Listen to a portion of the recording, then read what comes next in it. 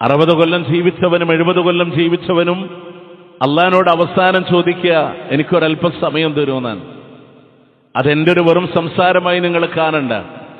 വിശുദ്ധ ഖുർആനിന്റെ 23-ാം അധ്യായത്തിന്റെ 99-100 ആയത്തുകളിൽ അല്ലാഹു സുബ്ഹാനഹു വ തആല പറയാണ്, റൂഹ് പിടിക്കാനായി മലായിക്കത്തുകൾ കടന്നു വരുമ്പോ, റബ്ബി ലൗലാ അഖർതനി ഇലാ അജലിൻ ഖരീബ്, ഒരല്പസമയം കൂടെ തരോ റബ്ബേ, ഒരല്പസമയം എനിക്ക് തരോ.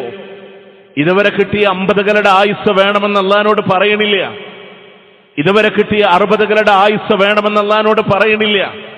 70കളുടെ ആയുസ്സുകളെ വേണ്ട, ഒരല്പസമയം തരോ റബ്ബേ. അള്ളാഹ് പറയാ അതൊരു വെറും വർത്തമാനമാണ്.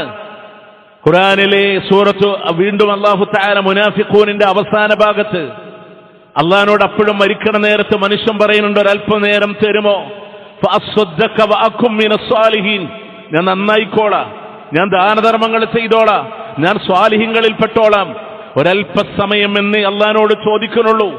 പക്ഷെ അള്ളാഹ് തരൂല്ല കേട്ടോ, അള്ളാഹ് തരില്ല.